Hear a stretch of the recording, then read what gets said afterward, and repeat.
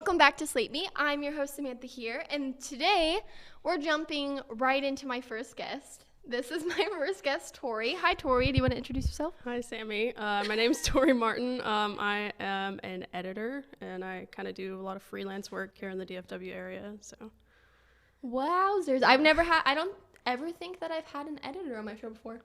I don't think you have either. I think that's why I'm here. Whoa. Good answer. Okay, Tori. So I've got questions for you. Okay. Are you ready? No. Okay, great. Perfect. Okay.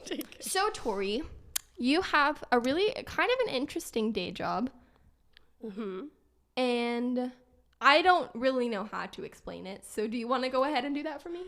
Yeah, sure. So I work for a company called Funimation.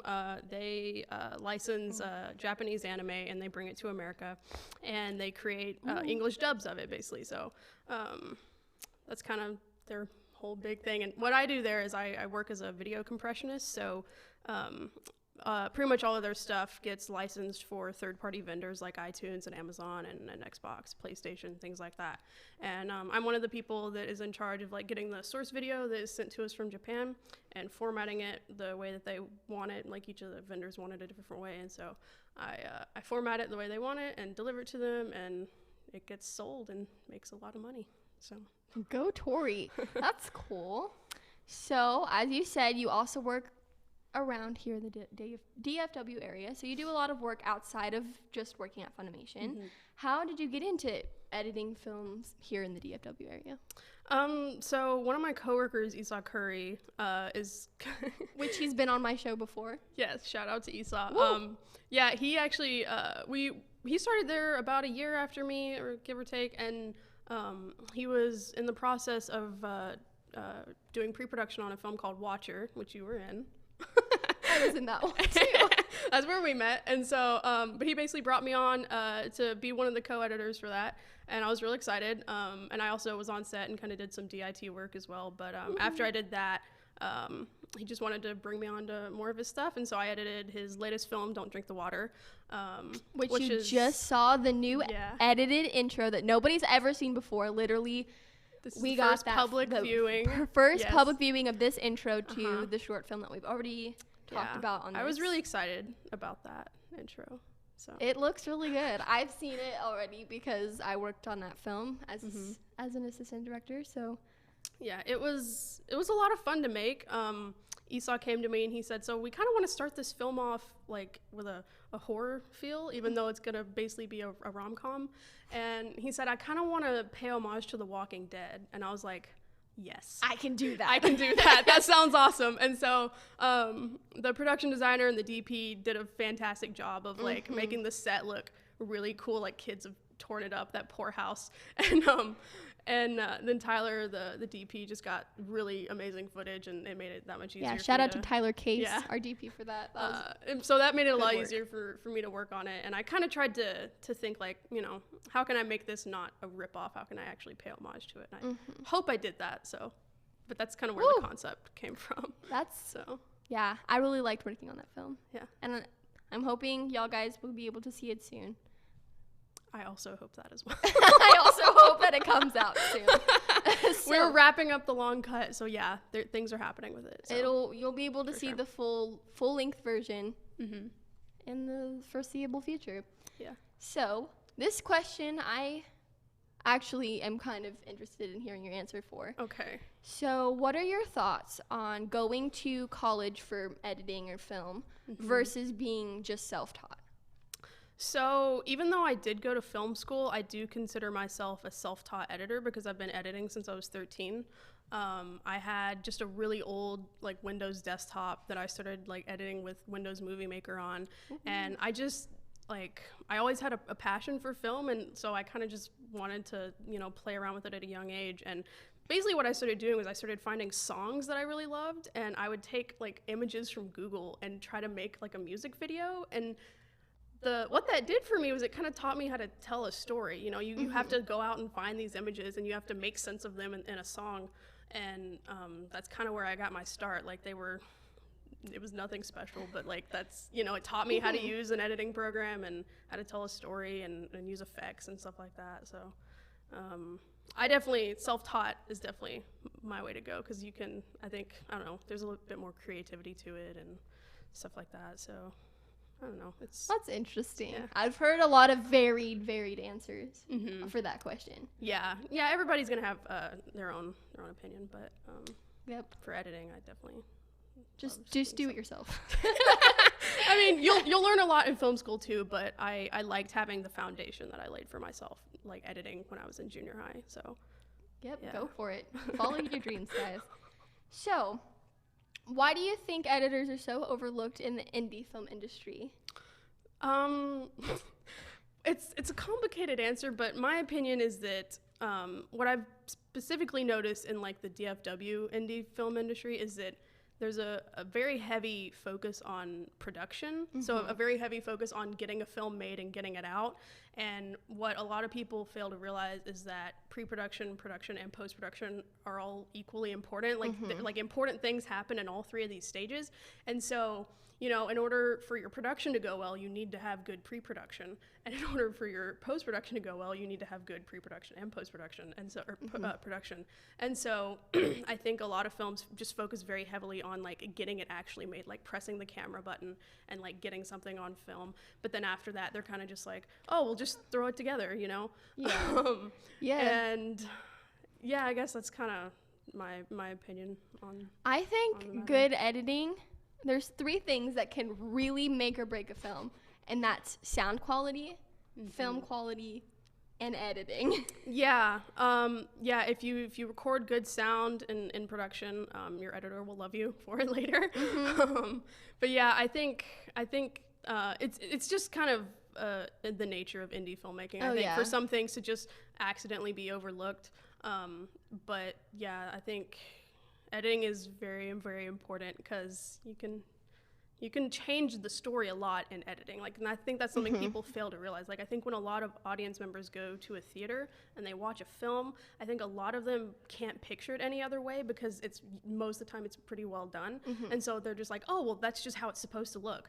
But the reality is, like, one of my classes in college, we had we watched some videos of people that like re-edited films to be a different genre. So someone had taken The Shining and turned it into a comedy, and it actually, like, if you haven't seen The Shining, then you actually are like, oh, this is hilarious. This is a good film. And so and a lot of things can be changed in editing, and so editing is a very powerful storytelling tool. And I do wish that more people would really strive to find a good editor that has a passion for it, that wants to tell a story and can really take their footage and do more with it. So that's a convoluted answer to that question, but find a good editor. That's more of the yes.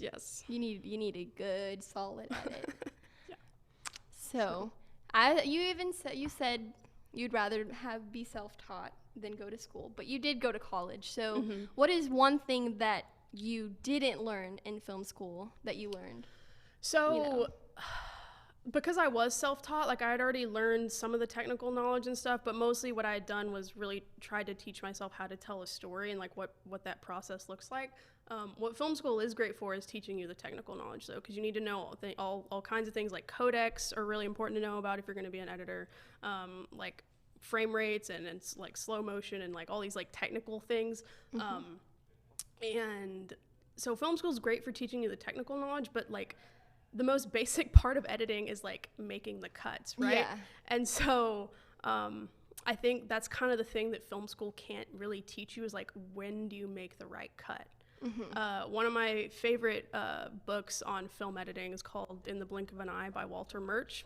And the very first chapter in that book is called Cuts and Shadow Cuts. And he basically describes a shadow cut as one of the many different cuts that doesn't make the cut, if that makes sense. So like, you see a movie and you see the cuts, and it's like his theory is that, like, as a longtime editor, his theory is that like there's approximately like 15 or so shadow cuts, like cuts that didn't make it because they weren't right for some reason. Yeah. And you'd be surprised, like, even in the short time I've been doing this, like, you find that sometimes one frame is all it takes for it to look right or look wrong. So adding a frame, taking away a frame, like, you'd be surprised how just making that change alone is like, oh, that looks right now. It's on beat, or like something's, I don't know, it works. And so like, I think that's kind of the thing that you won't learn in film school, is like when to make the right cut, because it kind of goes, there's so many things that go into it, story, emotion, all that stuff. And so, you know, it's again, that's kind of a convoluted answer, I think, but that's what I think. Editing is a lot harder than it looks. I'm actually kind of confused. Yeah, by editing already. I mean, I once had a classmate in college because we shot a lot on location, and everybody had to have a position like on set, and she was just like, God bless the editors in this group, because like you know, I'm just sorry. Yeah, because you know, editing is yeah, you either love it or you hate it. That's what I found in college. Is like there were a couple people in my class that they knew they wanted to be editors. I knew I wanted to be an editor, and that's what we were striving for. Everyone else was like, yeah, like we'll take this editing class because we have to, but like but I want to be XYZ. Yeah, so you either love it or you hate it, and yeah, when you love it, I think it shows in the final product. So. That makes sense. So that kind of leads into our next question. As an editor, do you like to be present on set when they are filming, or just rather not be on set and then get all the footage later? I mean, I've done it both ways. When Esau brings me onto his projects, I'm always on set as the DIT, so it was basically like a digital imaging technician, kind of like logging the footage, making sure it's not corrupted or anything, even kind of doing some like test on-set editing. And that's a blast. And what I love about that is that, you know, not only am I making sure that the footage I need to work with is like safe and backed up and whatnot, but it also gives you a chance to form relationships with like the cast and crew. Because otherwise, like typically, like you wouldn't meet them otherwise. Like you might meet the director in person for a film you're editing, but otherwise, like you likely won't meet the cast, you won't meet like any of the other crew members. And I really like kind of having like the relationship with those people. So being on set gives you the opportunity to meet those people. You know, like if I'd never been on set of Watcher, I wouldn't have met you. Whoa. So here we are. And I feel like you get a deeper like connection to the film. Yeah, when you're on set. When you're watching it being shot and you can hear the director say, "No, I didn't like that," or "That was amazing." You know, you can kind of make a mental note of that, and yeah, I think it just gives you more of a connection to the film, like in its entirety, the story, the people working on it. So I definitely like being on set when I'm able to, for sure. Awesome, yeah. So knowing you, Tori, you have a lot of pet peeves about what people do on set. You want to talk to us about your biggest pet peeve that somebody can do on set? Okay. So my biggest pet peeve by far is improper slating. So when you have a slate, the idea is, and this is what you're taught in film school, this is how they do it in the film industry because it's the most resourceful way to do it, and it's the easiest for the editor, it's the easiest way to log the footage, is you always have the slate in focus, like in frame, close so that you can read all the information on it, and then you gotta make sure that the contact point is in the frame, because believe it or not, I've had footage where the contact point is not in the frame and then it can't be like synced properly. And so big no-nos are having it really far away so nothing can be read, not having it in the first frame so that you have to go scrolling for it, because like this sounds annoying, right? But it's like it's the difference in like 1 hour of logging footage and 4 hours of logging footage, having to scroll through the footage to find the frame and then squinting to see if that's the right one, and then if it's not like proper, like if you can't see the contact point, then you're like, okay, I have to find a way to manually sync this, and maybe it won't even look right. And so improper slating as an editor is like my biggest pet peeve, far and away so get your everything slates else. right, guys. Get your slates right, please. Your editor will thank you and love you for it, I promise. They'll love you forever. So we're nearing the end of this interview, sadly. Okay. And this is a question I ask every single one of my guests that come on to my show. What is the biggest piece of advice that you would give to somebody wanting to be a film editor? Edit. that sounds silly and like obvious or whatever, but like legit, like if you want to be an editor, then edit, because I started editing when I was 13. I didn't have like professional footage to work from. You know, I didn't have fancy equipment. I didn't have a fancy computer. I just knew that I loved to like watch movies, and I wanted to make movies, and I wanted to edit. And so literally I had like just random music tracks, like, you know, and I would take images from Google and make a music video out of it. And like when you do that enough times, like it teaches you to tell a story, and then you actually realize you're getting better, you know? And so my advice is to just edit. And like there are, I know Film Riot, which is like a kind of a film YouTube page, they at least once have filmed like a dialogue scene where they posted the raw footage, and you can literally go download it and edit it.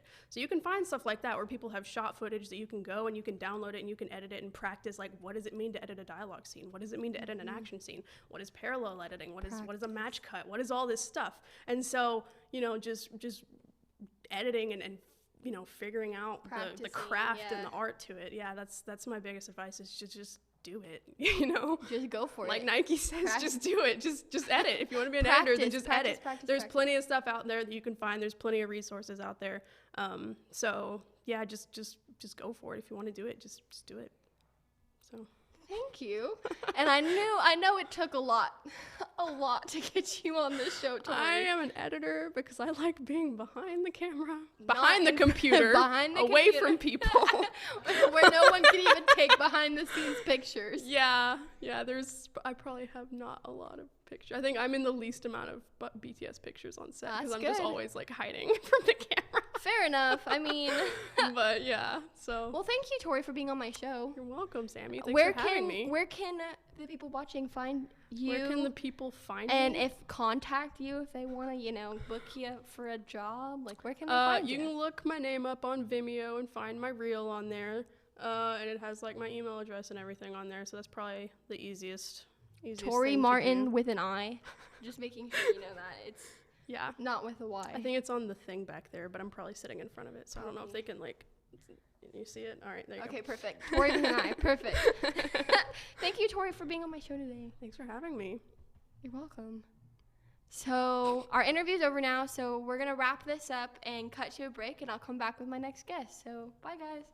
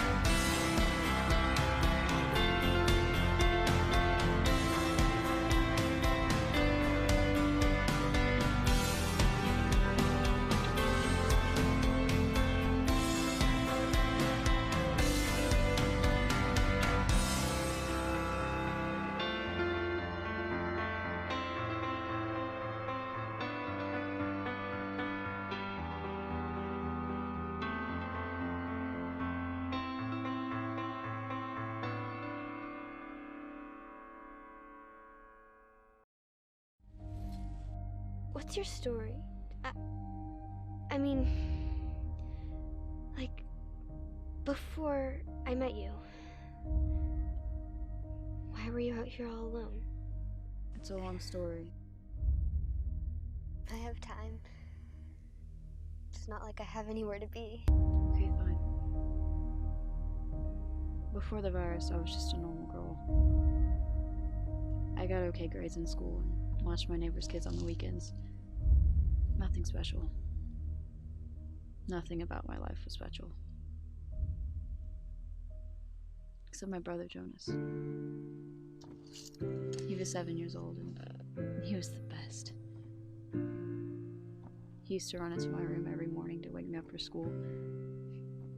He was funny too. He liked to make fun of all my boyfriends.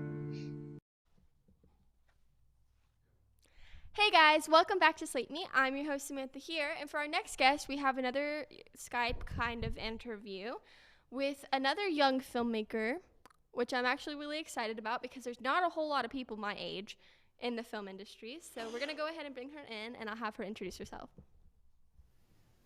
Hello. Hi. So my name's Zoe. What? Yes, okay. Okay. Okay. Hi. Okay. My name is Zoe, okay. and I'm Hello. We can finally hear you now. Hi. Sorry. Okay, good. Okay. I wasn't Okay, sure. we're good. Yeah, we're good. Oh, Okay. hello. So, hi. Do you want to introduce yourself so we can all hear you? I'm not sure if you did already, but I couldn't hear it. So, you want to go ahead and redo that for me?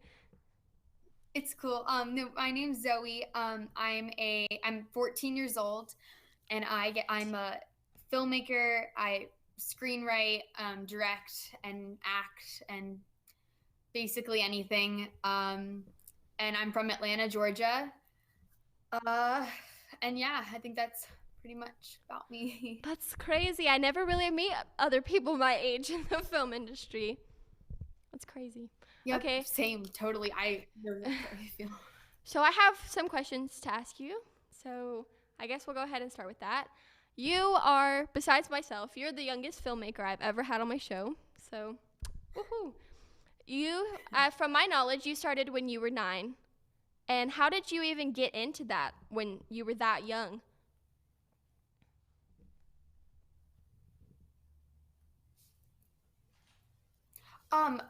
I guess I started so my dad and I, we used to watch like old movies together.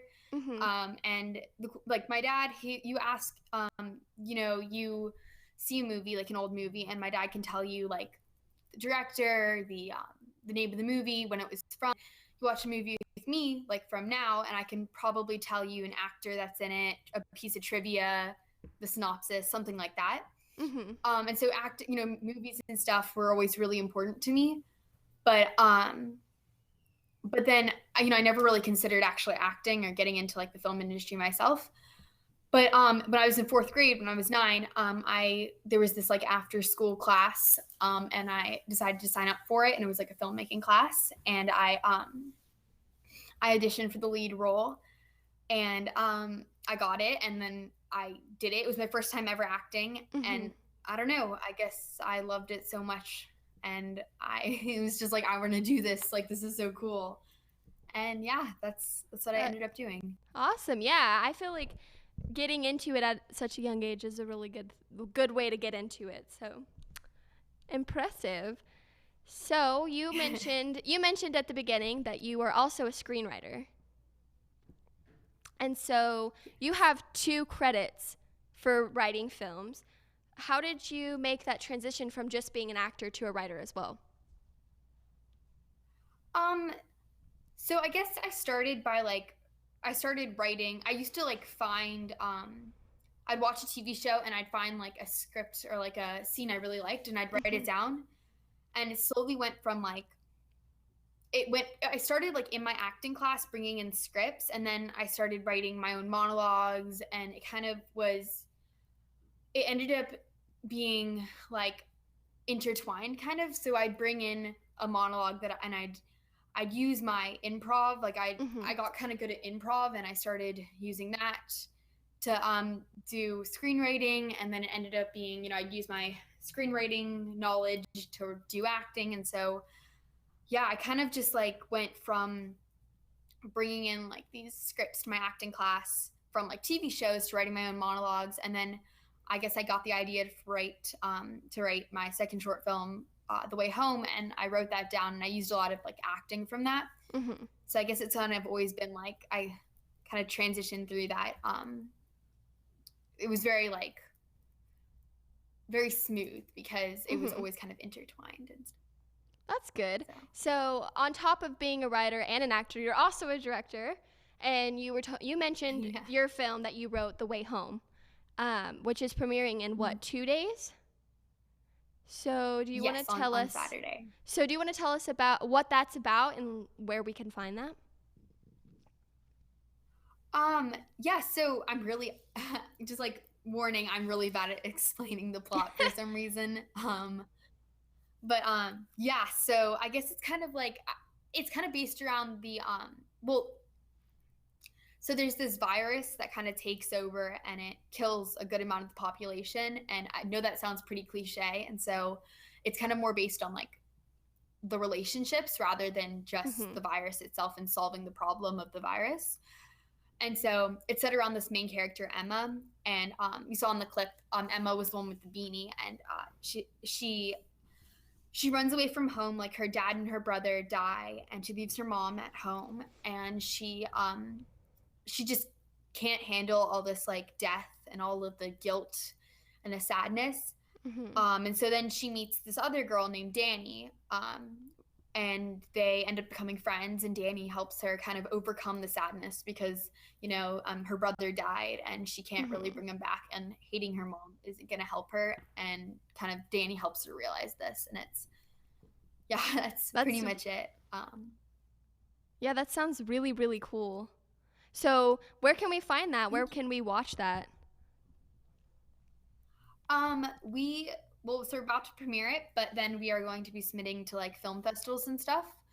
So right now I don't know of a place that it'll be publicly, but hopefully it'll get into some film festivals, which you can probably check it out. Oh, congratulations. Yeah, that's cool. Thank you. So as a young filmmaker, I find it hard sometimes.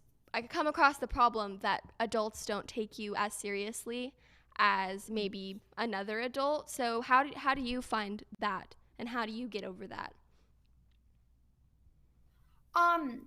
So I guess I haven't had many experiences with that. I'm really lucky. I found a place, like the place I act and the place that like produces my films or my film, like they've always kind of seen me as more of like an equal, and not see me as a 13/14-year-old girl, more of just like a person who has an idea. So I haven't really experienced a lot of people like being like, oh, she's too young or something like that. But I definitely have been to like a lot of networking events where people kind of, not that like, I mean, I've met so many people who support me and who say, okay, cool, I never met someone your age doing this, but I'm up for seeing what you've got. But I've also met people who been like, just been like, okay, yeah, sure. Cool. Let me tell you about me. Like, so, like, I mean, I've personally never had anybody like straight up tell me like, you're too young to be doing this. Yeah. You need to stop. But I definitely think that if anybody experiences that, like, then show them what you've got. Don't like listen to what they have to say if you're too young or something. Just show them your work and show them that you can do it, even if you're 13, 14, 12, whatever. I agree completely.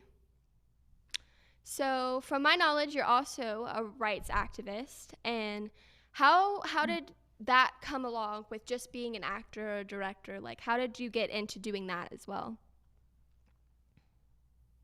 So I kind of think of it, I'm a very strong believer that like, I kind of think of it as our society is kind of shaped through, a lot of our opinions are shaped through the television and the movies and the books we read. Like, I know personally a lot of my personal opinions have come from watching a TV show or a movie, and I've become more accepting of all different types of people because of this.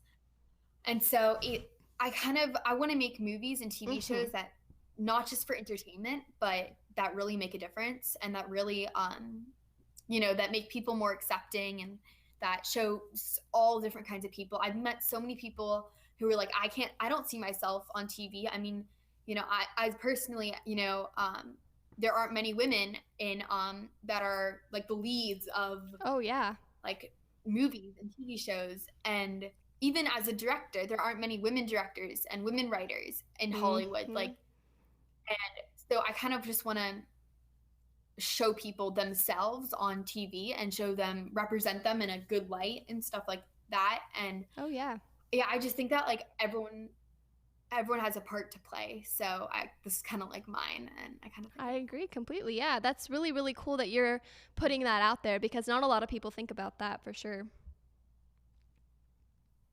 So we're wrapping up this interview. I've come to the end of my questions, but I don't know if you've seen previous episodes, but I always ask my guests at the end of every interview, like, what is the best piece of advice you could give to somebody coming in to the film world? So what would be your best piece of advice? Okay. Can I give 2 pieces of advice? Oh, yeah, go for it. Okay, cool.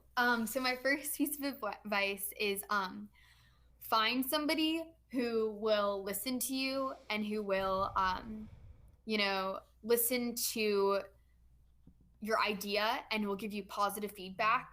And so, if you've written a script or you have an idea for a movie or something, go and talk to people. Find somebody who will listen to you and who will give you positive feedback and will tell you, okay, I don't like this part, but I think this part's really good. And, and so just that one person. And my second one is kind of like intertwined, but don't like do it anyway. Like, okay. So don't let people's words stop you for sure. Exactly. So especially if you're younger, you're going to have people saying, you can't do this. You are too young. Your ideas, you don't have enough experience.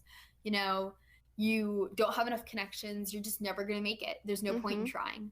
So I would say do it anyway. Like, don't, I understand if somebody's trying to say, this is going to be, this is going to be literally impossible, but don't listen to what, like, write that script anyway. Even if somebody says it's going to cost you $10,000 to make this movie, write the script anyway. And even if it never gets made, have that script there or record that monologue or whatever you really love doing, just do it anyway. And even if it's not something that brings you tens of thousands of dollars or, as long as it makes you happy and as long as it's something you really love doing, you should try it anyway and do it. And maybe, who knows, maybe that script you wrote will end up, you'll give it to a producer and they'll love it and, you'll get it made. So you never know. Oh, yeah. Well, that was some really, really, really, really good advice because I personally agree with all of the things you just said. So thank you so much for coming on my show, and I really hope that your plans in life go well. So where can we find you and keep updated with you and your films? I have a Facebook, just look up Zoe Glickman, and I promise you'll find it. So you can, I usually post stuff about what's happening. All right. Thank you so much for being on my show. And I'm definitely going to keep up with The Way Home because that sounds like a really good script. So I'm really excited to keep up with that. So thank you for being on my show. Thank you so much for having me. You're so welcome. Thank you so much. I really enjoyed this. This was really cool. Thank you so much. It was really cool talking to somebody my age. I agree. We should keep in touch for sure. So, but yes, thank you so much. Thank you. And I will see all of my fans watching this show after the break with my next guest. So thank you, Zoe. Thank you.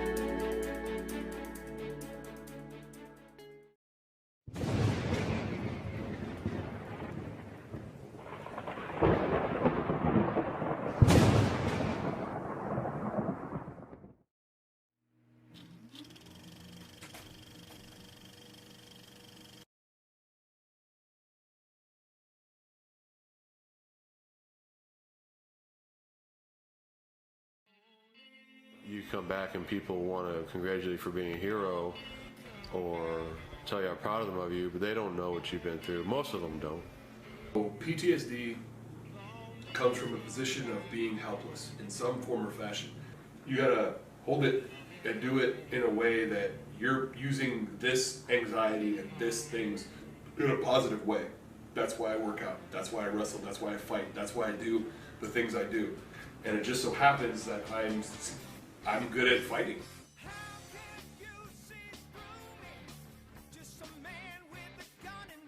Pro wrestling's helped me so much in regards to dealing with my PTSD. Dynamite is a good guy, blue collar, hard worker dude. Who is Mr. Spectacular? I'm young, somewhat 28. But I think I'm fairly attractive. I'm very charismatic. So it's like, well, I had this idea. What if I was a clown? It's all the things that I want to say, but because I'm wearing clown paint, nobody gives a shit. There'd be a guy standing there and be like, hey, you know what? Your girl's gonna get all hot watching a real man, then maybe you'll get lucky tonight, because God knows I don't want her. I had a AK 7.62 round going between my legs. That was my biggest fear, never having a family. I never told my wife. One of my best friends that I went to Iraq with told her, and she's like, so you're saying we could have never had kids? I vividly remember these kids playing soccer maybe 10 feet from the highway we were on, and this IED goes off. Just thunderous explosion, gray smoke everywhere. 4 or 5 kids were playing soccer. There was absolutely nothing there anymore but blood. Just blood everywhere. When I was in the military, everybody who I ever cared about in the military, all my friends, everybody who I ever cared about died where I couldn't help them. And it just constantly eats at you and picks at you, and it overwhelms you at times if you let it, you know.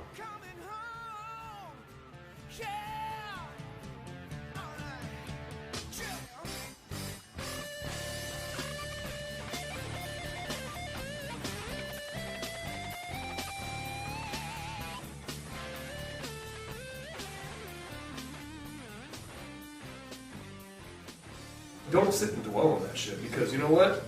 It's still gonna suck. It's still gonna be miserable. You put it in that box, it'll stay there. Then you deal with it. And I'm about to do something positive and badass because they can't. And that's why I gotta keep doing this shit.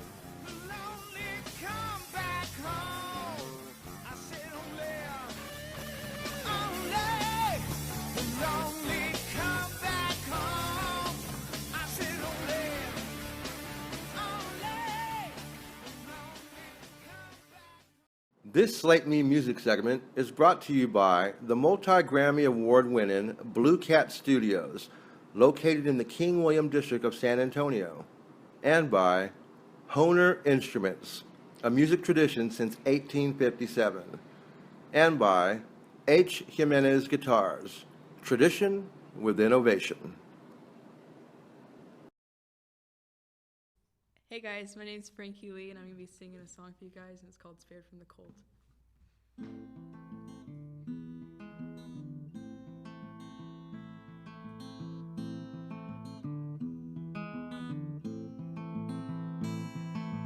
Always one step below, never seeing eye to eye. Mercy's not something you show. You see me and always pass me by. Have your way and I'll cease to exist. Invincible is what I am to you. There's freedom when you walk the road that many will not take. My heart has been spared from the cold, and I can only smile as I carry down this road. I can't concern myself with what you do. No more time to please or play the game.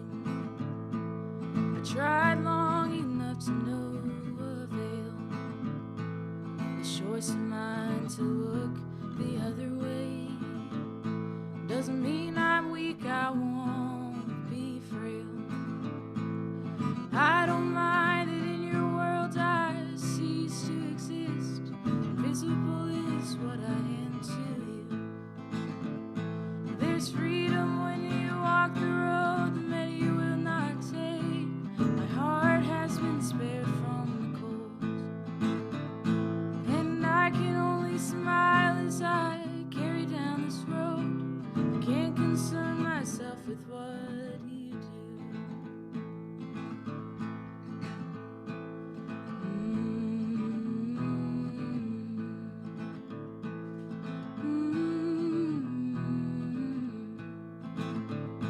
There's freedom when you walk the road that many will not take. My heart has been spared from the cold, and I can only smile as I carry down this road. Can't concern myself with what you do.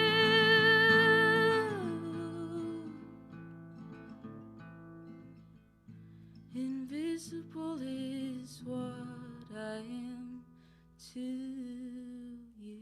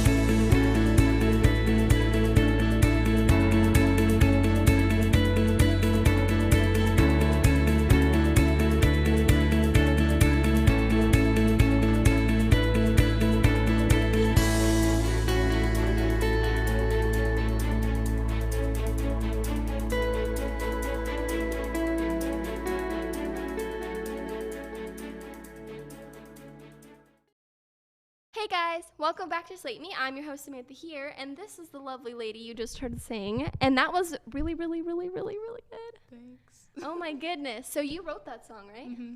Okay. We'll get into the questions before I start asking questions that are not in my book. So you're only 15, which I'm not too far behind, but that's a kind of a young age for songwriting and doing this all. So how long have you been singing, professionally-ish kind of thing? I've been singing since forever, but I started taking lessons, I don't know, about probably 4th grade. So, but I've been performing, actually gigging for only the past year and a half or so. Oh, wow. So that's been a fun journey. Fun ride. Yeah, that's really cool. So you're a songwriter as well, because that was an original song. So how did you get into songwriting and making music and doing the fun stuff? I've only gotten into songwriting the past year or so. I wrote that song last summer with my vocal coach. And so I don't know, I'm still kind of getting into it, but yeah. I feel like songwriting is a lot of really, really difficult because you have to put the chords to the music and the words, and that seems really I can hard. always come up with the chords, but putting words to it is hard. So you play the guitar as well. Is that the only instrument you play? No, I sort of play piano, and then I also play the stand-up bass. So that's cool. So how long have you been doing that? Well, I started in 6th grade in the school orchestra, so I've been playing ever since. Fair enough. What are you, a junior A freshman. this year? Freshman? Or well, going to be a sophomore. Yeah. Okay, makes sense. Okay. Yeah. So I think this is a really interesting question, because you say you have a vocal coach, but how do you book gigs? That's not something everybody just does. So, yeah, my mom. I started out, so I take lessons through music school, and the lady that owns it, she helped with booking shows at first, but then I started reaching out to places myself, and my mom helps me with that and scheduling them. Okay, cool, yeah. And also, I have a friend, her name's Peyton Stilling, and we book a lot of shows together, and so sometimes I'll book shows and invite her, or she'll book shows and invite me out. That's cool, yeah. So What would you describe? Okay, this is something that I ask a lot of singers on my show, is that everyone has a different style of singing and playing and writing. So how did you come across your style? Because your style is really, really interesting. I really like that. I feel like I'm always finding new things that I like and trying to kind of like not form to it, but take from it and use it as inspiration. But I listened to a lot of classic country when I was little, and so that's been a really big inspiration. Like Willie Nelson is probably awesome. Yeah, that's cool. So if you had to perform with like one famous person, like who would that be? I think that's an interesting question. I have no idea. Probably Willie. I think he'd be fun. And that's so cool. He's just so cute. He's just such a little person. So what is like, I guess, advice you'd give to somebody else? Like I ask this question a lot, but I'd really like this question for artists because it's like so varied for everything. I'd say just get out and perform if that's what you want to do, because it's hard at first, but it gets better as you keep doing it. Awesome. And yeah. Awesome. Well, thank you for being on my show. Thanks for having me. I've only had like 10 questions, but where can we find you and your music? And I'm on Facebook. You can look up Frankie Lee. There is a Frankie Lee band because there is a guy named Frankie Lee. So oh, gee. You can follow him too. He's good. But but yeah, Frankie Lee band, and that's my Instagram too, and then YouTube. Awesome. Yeah. So she's going to sing one more song that you wrote. So do you want to tell us a little bit about the song before you get up there and sing I wrote it in Nashville with a songwriter, and it's kind of a sequel to a Johnny Cash song called Give My Love to Rose. And basically in the song, it's Johnny finds a man by the railroad dying. He just got out of prison, and he tells Johnny to take his money to his wife and his son. And so I wrote the song from the son's perspective. Awesome. Yeah, thank you so much. So we will cut a break, and then we'll see you over there. All right. Thanks for having me. Thank you. New case file. Sam Withers, lobotomy patient, age 72. History shows a post-procedure incident at a place called Stevens Sanitarium where he murdered all the other patients and doctors. The one patient I get to try to impress the teacher, I can't fix because he doesn't have a brain. Used to be considered a valid form of treatment. If you're Frankenstein. Now, I don't know how, but something is happening to all of us, and the people in this file are the key. Not just something. I didn't know who I was. She didn't. Everything started when Sam got here. That would explain a whole lot about what's been going on here. I mean, like the ghosts and everything. You're telling me that this place was once Stevens Sanitarium? You didn't know? Are you all right? No, I'm not all right. Do you have any idea what's going on around here? Yes, it's a mental institution.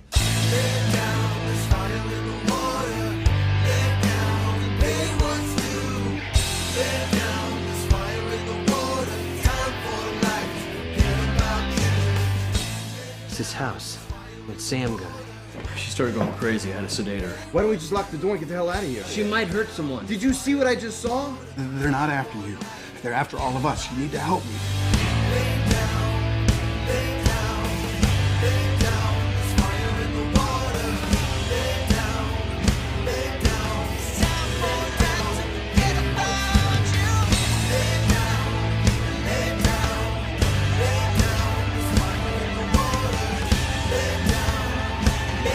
What we need is some time to figure out what the hell is going on here before it gets any worse.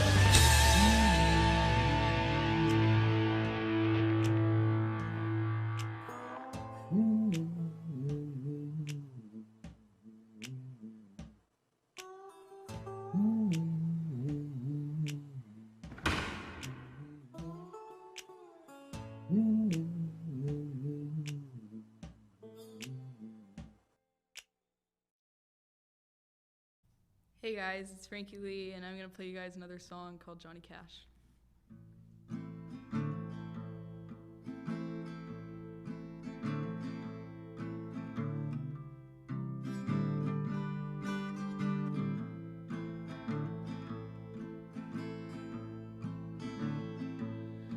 been working double shifts, can barely find the time to pray. stopped to call my mama. She's getting older by the day. She's probably sitting in his chair, wearing his favorite dress, the one she bought at the stranger's request. I got a memory of a man, I call him Johnny Cash. We never got a name, just a story and a bag.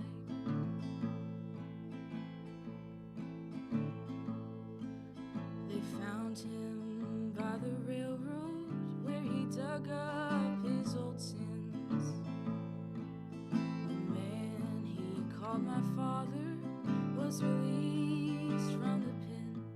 It's been 30 long years since he delivered her worst fears and left us with a few dirty dollar bills. I got a memory of a man, I call him Johnny Cash. We never got a name, just a story and a bag. I got a memory of a man, we call him Johnny Cash. I wonder if the man in black had anything to do with that.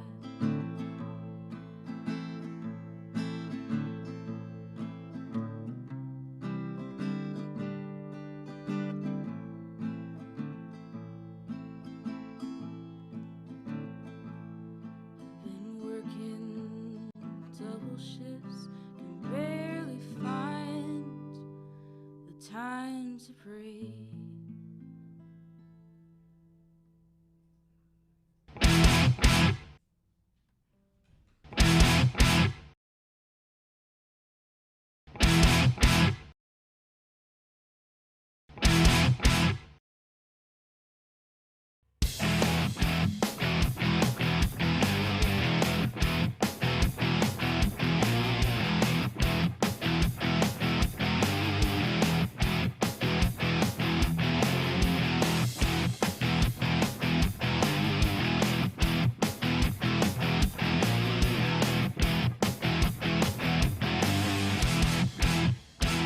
Blood is the fuel of life.